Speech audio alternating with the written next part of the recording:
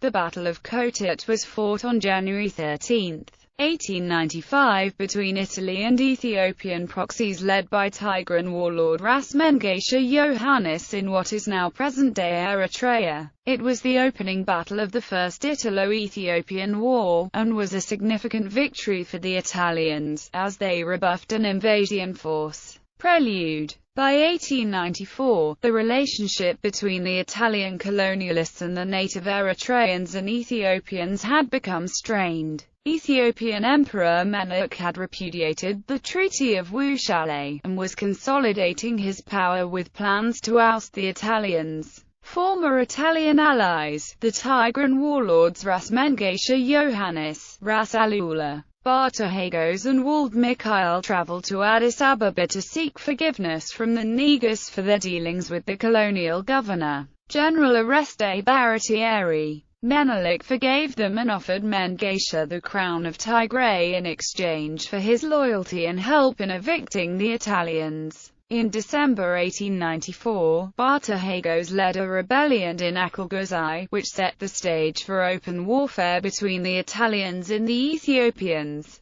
Baratieri mobilized his forces in response to Hagos' rebellion, immediately suspecting the complicity of Mengesha. The Italian colonial army in Eritrea consisted of only 3,883 men. There were 3 battalions of Askaris, 5 companies each, 1 battery of 4 mountain guns, about 400 irregulars, and 28 Askari lances. Baratieri marched on the Tigrian capital of Adawa, but with his supply lines exposed, he abandoned it after 4 days. His army retreated to the fort Hatadi Ugra and later moved to a strategic point along Mengesha's invasion route at Coatit. Ras Mengesha's army was estimated at about 12,000 riflemen and about 7,000 sword and spearmen. On January 12, 1895, advance scouts had located Mengesha's forces encamped nearby. Baratieri's forces then occupied Coatit and a dawn attack was ordered. Order of battle. Major Pietro Tiselli and his 4th Battalion took the left. In the center was Major Giuseppe Galliano and the 3rd Battalion. The paths and heights on the left were guarded by the irregulars under Sanguinetti and Malazzani. Behind Galliano, Major Hidalgo and 2nd Battalion were in reserve, and the artillery under Captain Chico Di Cola was on the right with Tiselli. The 5th Company of Hidalgo's battalion occupied a precipice on the right rear of the army in order to guard the water. In an hour and a quarter all the men were in position, and the general advance began with the first light of dawn. The army wheeled slightly to the right, pivoting on the artillery. The Italian forces moved east, guided in their march by the dark outline of a conical hill with a tucal on the summit. A little after 6 a.m., the 2 leading battalions had some of their companies deployed, and the rest under good cover.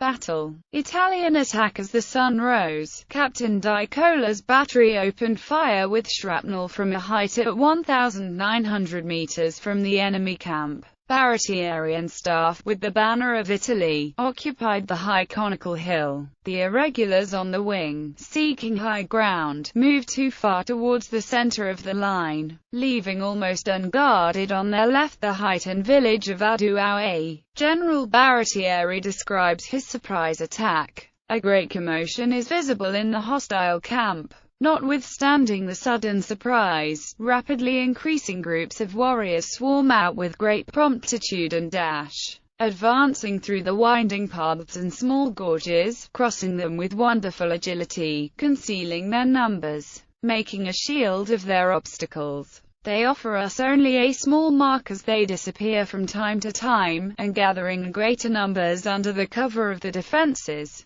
The rifle fire runs along the whole line of the 3rd and 4th Battalions, which keep well under the control of their officers in spite of the elan of the attack, as is proved by the frequent volleys and the bayonet charges of individual units, on that broken, furrowed, and thickly covered ground. As Baratieri observed the battle raging in front of Mengesha's camp, he noticed a large cloud of dust forming on his left. Soon the irregulars sent reports that they were under heavy attack. counterattack. After the initial Italian assault, the Tigrans attempted to turn the Italians' left flank, and Galliano's battalion was ordered to turn to the north. He took heavy losses, as his men mistook the Tigrans for retiring irregulars and he was nearly surrounded. The Italian reserves under Hildego filled the gap, however, and drove back the Tigrans. As the Italians gained ground through rushes and bayonet charges, the artillery was brought up to within 1,100 meters of the front. At that point in the battle, the left became critical. Mengesha himself was overseeing his troops as they tried to cut the Italians off from the highlands and town of Coatit. Baratieri ordered Tigrian and Hildego to retire from their successful foray on the right and move towards the town. The artillery, then Tigrian and Hildego, moved rapidly in succession. Baratieri's headquarters were barely able to escape the hill, and 3 of his staff of 8 were killed. The change in front was successfully executed, however. The Italians found themselves in a strong defensive position. Conclusion: the battle seemed to be a draw. The small Italian force had surprised the Tigrans, but their attack had been repulsed. The Italians, however, had survived the counterattack and were now in a strong defensive position. After 2 days of probing attacks, the Tigrans retired west towards Sanafa, with Baratieri in hot pursuit. The Italian forces caught up to the Tigrans by late afternoon as they encamped. Mengesha's tent was identified and the artillery brought up.